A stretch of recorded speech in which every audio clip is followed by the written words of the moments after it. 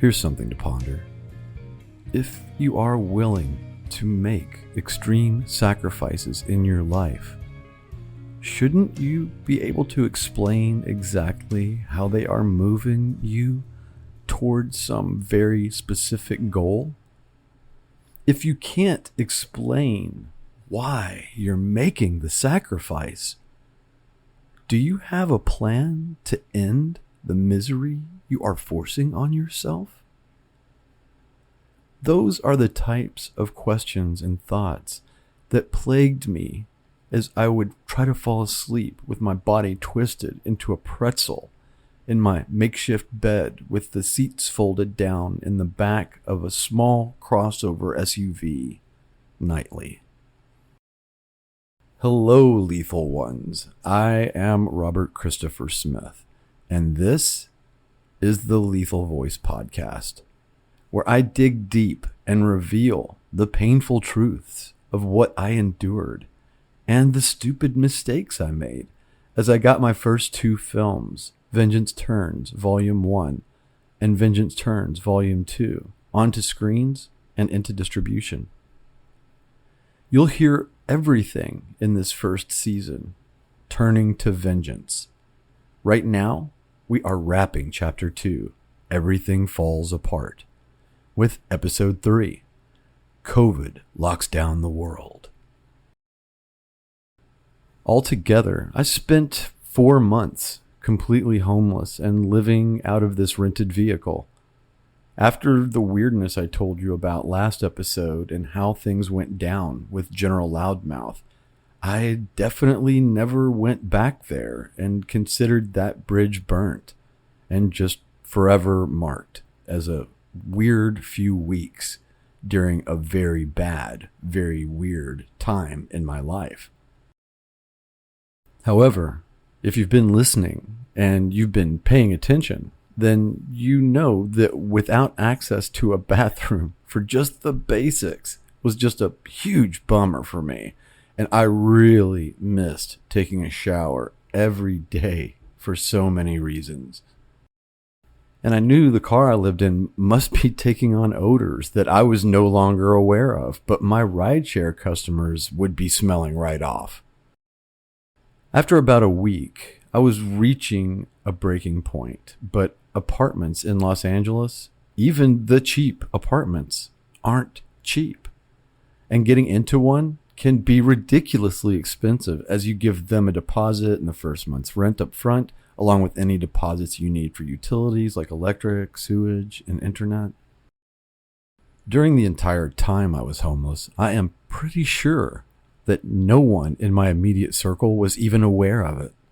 I could be totally wrong, but I'm pretty sure that unless they're out there listening to this podcast right now and want to correct me, that people like David, Amanda, or any of the other actors that I worked with on stuff like Scene at Root or Maddest Love ever had a clue that I was living out of this little vehicle for over 4 months. Between my overwhelming desire for hygiene and my nightly self-evaluation and exploration of my motives and goals and how they had led me to living like this, I really began to scramble to make money and get this over with. But here's where I would hit an irony that would persist throughout all those final 3 months after leaving General Loudmouth behind forever. I needed a shower, and like I said, I finally broke down. And when I did, I went and rented a long-term stay hotel room for a week in my little familiar area of North Hollywood. It cost me about $400. I know that doesn't seem like a lot, but when you have nothing and you're trying to save a few thousand so you can afford all the move-in costs for a new place, that $400 hurts. But it was a hurt that I understood and could explain to myself. I could justify it and explain explicitly what I was getting in return. The shower, the bed, the privacy, the security, for me and for the car I had been living out of, which I could now park behind a gate at night. The hotel looked like, and I positive I've seen it in some horror movies. It looked like the set of a horror movie, but I was still safer than I had been.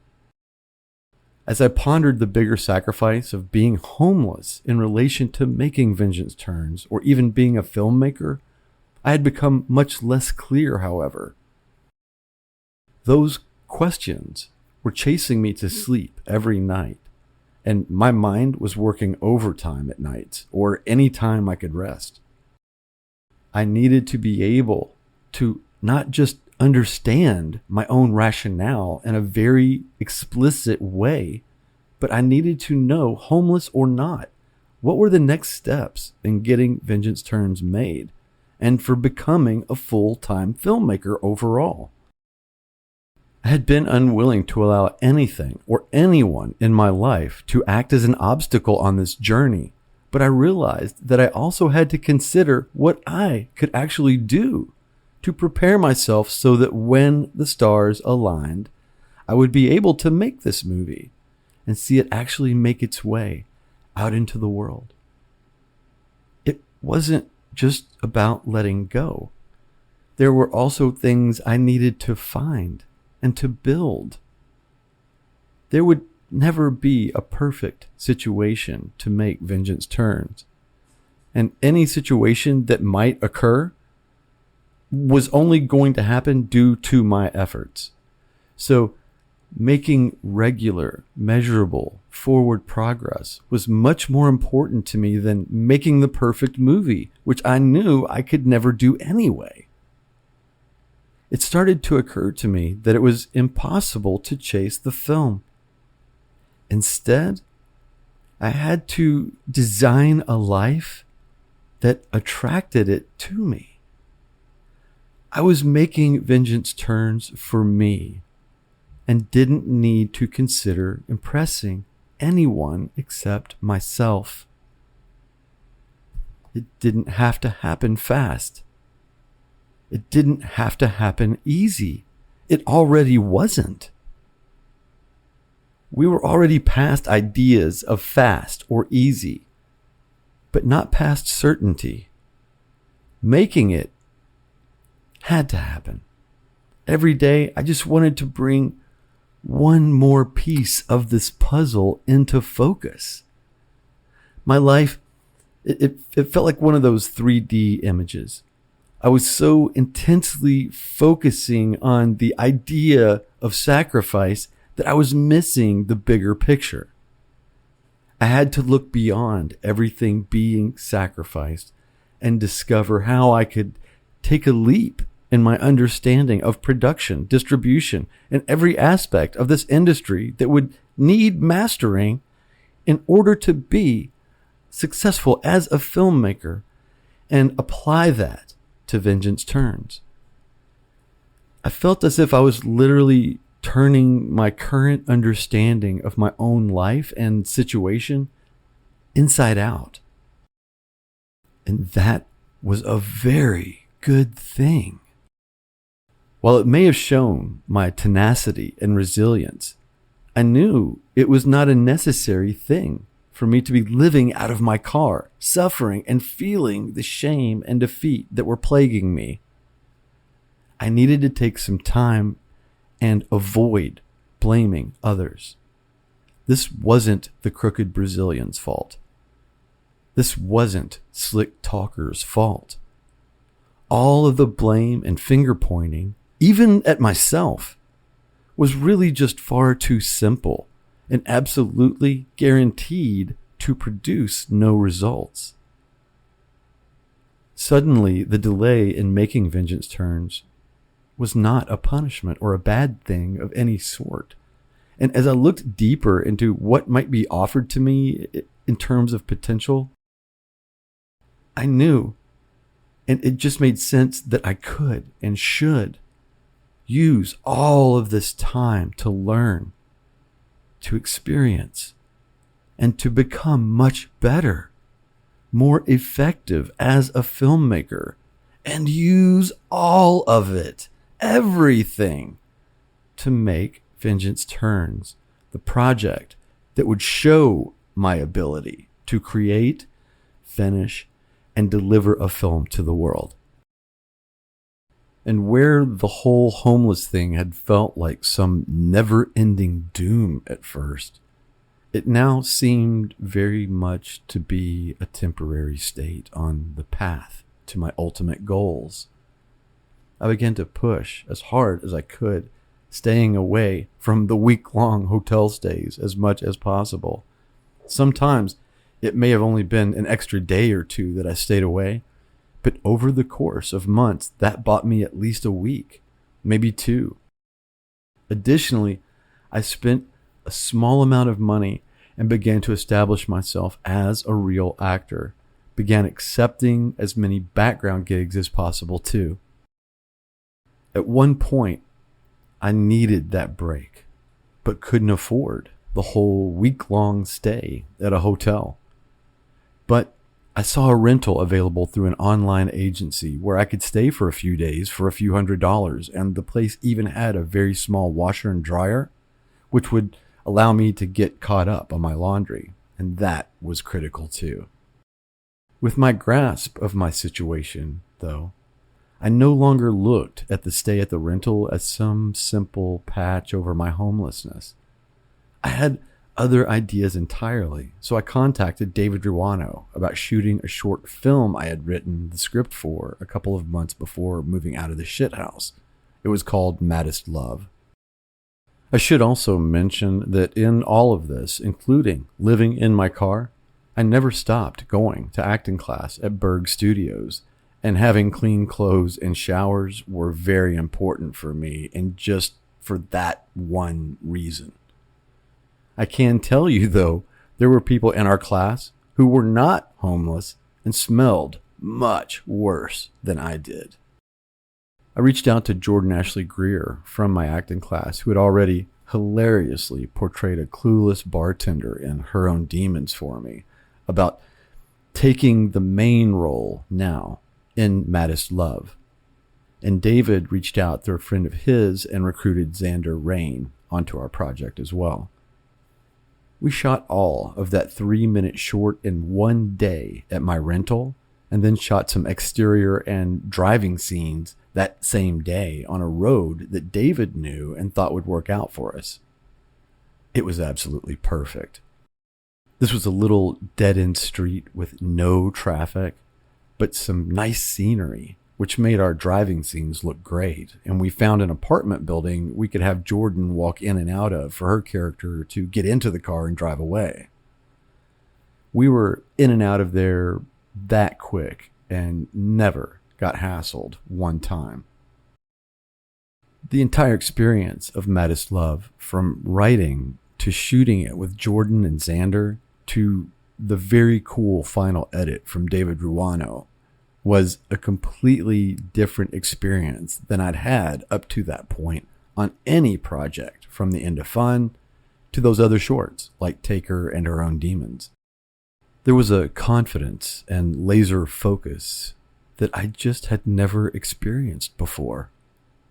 And when I say it was different, I mean light years. It felt like exponential growth. Like I understood what I was doing better. I understood what the actors were doing better, and they understood better what I was asking for. Like I said, if I hadn't shot Maddest Love, I probably could have moved several days earlier, if not even a whole week or so earlier, since in addition to the rental, I was also paying Jordan, Xander, and David. But it was absolutely so worth it. Just the feeling I had making it. Not to mention the positive reaction we received from quite a few folks afterwards. This wasn't just survival anymore. I was starting to live the life that would magnetize the projects I wanted to make. And like I said earlier, no one knew that there had been an ulterior motive preceding our shoot, or that I was suffering any degree of homelessness through the whole thing. I had mentioned the unfortunate state of affairs in a post or two on Facebook before the end of our stay at the shithouse, which was how I had connected with General Loudmouth. After that, though, I really never mentioned anything either way again at all. That experience of making Maddest Love really only made the move even sweeter when it finally happened a few weeks later. After seeing an ad for a place in North Hollywood, once again, not too far from the shithouse, where a father and daughter, who the daughter, as it turned out coincidentally, was going to film school, finishing up there, and they were renting a room. Finally, homelessness was at an end, and the car could just go back to being a car. And that would actually be my next goal. Get rid of the rental and buy my own car again now that my living situation was stabilizing. And once that happened, I could put more focus onto acting and building my daily progress towards Vengeance Turns.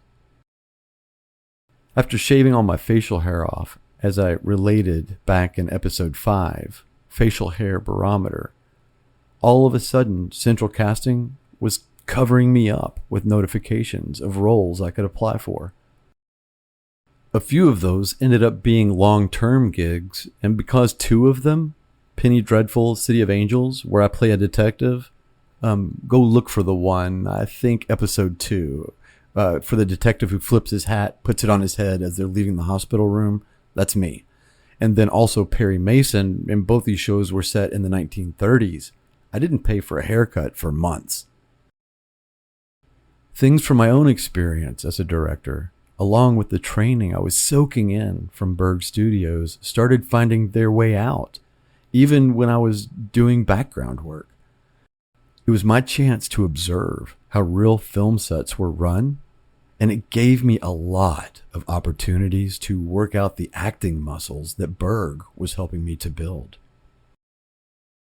The coolest long-term gig I got, and any of my friends who are listening right now know exactly where I'm going. I can hear your collective groans. I had a lot of fun, and I really enjoyed myself getting to play juror number 4, as I mentioned before, on the first season of Perry Mason on HBO. It was a long-term gig and high profile for background since we were regularly featured. And as all my friends got very sick of hearing about, I had a close-up in the final episode. It was the coolest moment I had ever experienced to that point. As the whole camera unit starts moving my way and the director says he wants to get a close-up of my reactions to what we had just been watching. Not only is my face fairly animated without being silly, I also have very big, very bushy eyebrows, which, as it turned out, had been what locked it down for my getting that opportunity. The second AD who took care of us, background, made a point of letting me know that a little bit later. On that gig, not only did I get my close-up, but I also got to meet an actor I had really been enjoying on The Americans named Matthew Rhys, who, in my opinion, crushed it on Perry Mason every bit as much as he did on The Americans, albeit in a completely different way altogether. The jury box where we were situated daily was also right behind the prosecution table, which meant we were just feet away from one of my all-time favorite actors, Stephen Root, who I'd been a fan of on everything from Seinfeld to News Radio to Office Space and a lot more. On our very first day, he turned around to us in the jury box, pretending to be offended for a second, and he asked us, "So, are we just going to sit here every day and not even talk to each other?" I thought my face was going to break from smiling. It is still a highlight of my whole career at this point to have had the chance to sit and talk to that guy for days and days over a couple of weeks. If you haven't seen Perry Mason on HBO, you should go watch it tonight, by the way, and at least watch that last episode so you can, see the very famous close-up of the extremely handsome juror number 4. Yeah. I did really learn a lot on that show, though. Watching their cast, their crew, seeing how they lit things, seeing how they used the smoke machine just to add texture to the HD, to 8K they were shooting, especially considering that we were in the 30s and where everyone smoked and there would generally be some kind of haze everywhere you went. From that type of stuff to our wardrobe to the accent used by Matthew Rhys, I was floored at the detail and level of thought that went into this type of production. More than once it occurred to me that my twisted path, which had included 4 months of living in a rental car, had led me here. And not only did I enjoy myself immensely, and not only did I learn a lot in that jury box, a few of us really got to know each other, and 3 of my fellow jurors ended up in the cast or crew of Vengeance Turns when the shoot finally happened. Kate Comstock, who is very memorable playing Mrs. Coppersmith, that's where she came from. Also, she had her son playing Henry Dubois for us in the opening scenes. And Sean Hartman was our weapons master, and Tomer David was the father at the beginning, Frank Dubois. You'll find the link for the Lethal Voice newsletter in the description of this episode, by the way. At home, now that I had one, I'd also been looking into how to actually shoot effective self-tapes, which were really becoming a lot more popular. From the varying quality I had already seen myself casting, for other things, and knowing how the low quality auditions were always automatic no for the most part, I knew I definitely needed to give myself any advantage that I could. I looked at auditioning and acting like a matter of just like small details, small victories, and every single one you could get onto the scale in front of the right person, the more likely you got the role.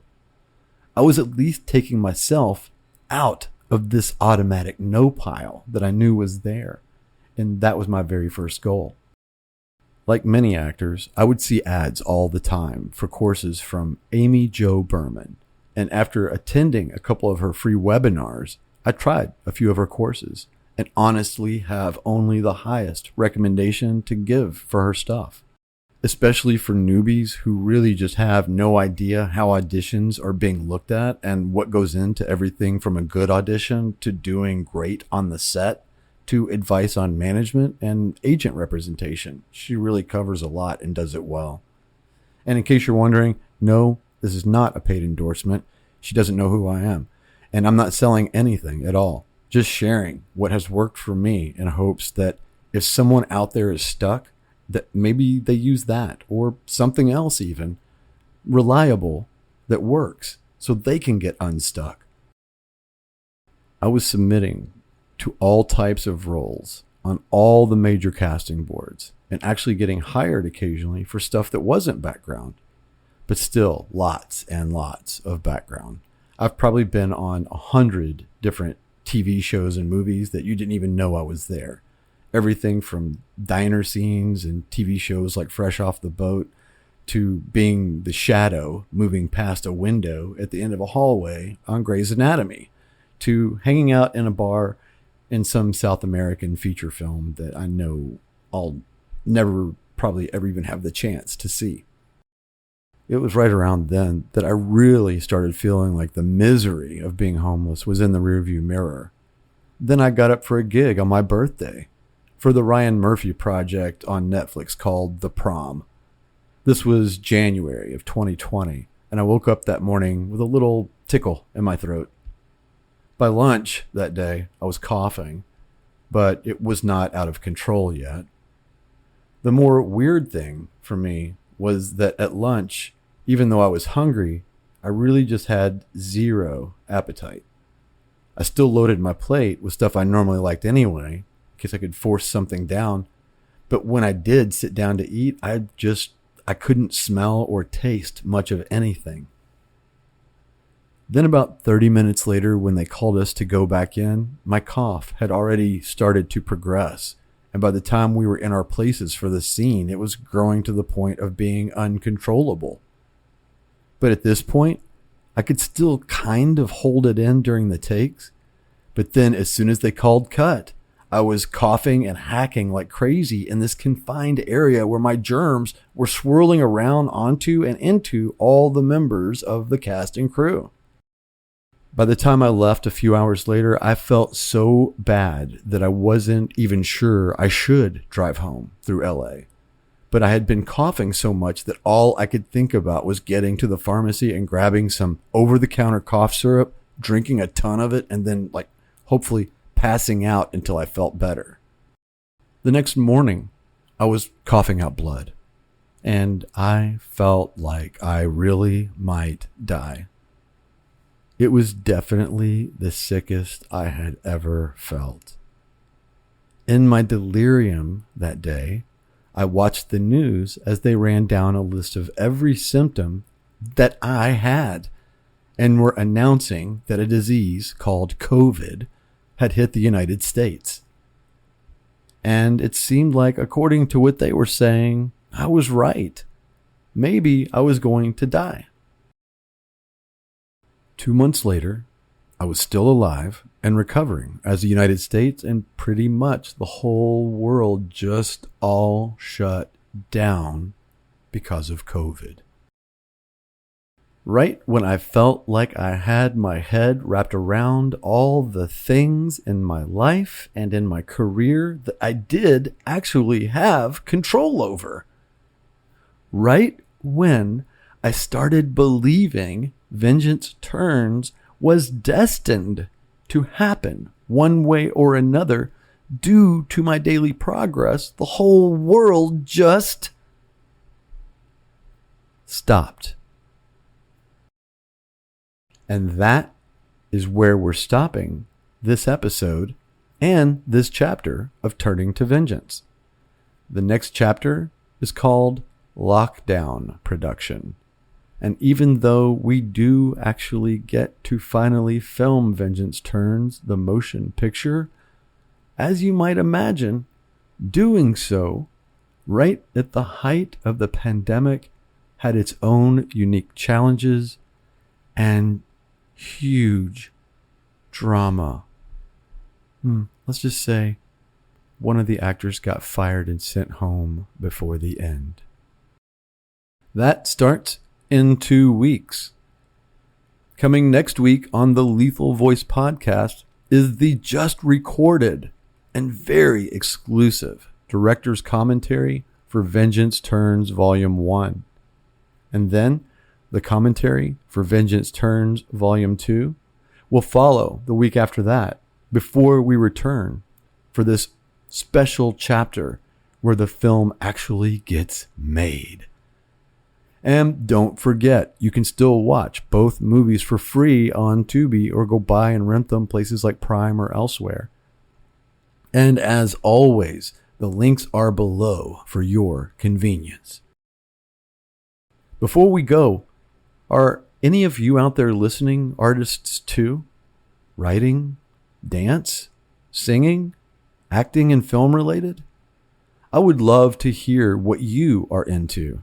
And I enjoy getting into the conversations in the comments wherever possible.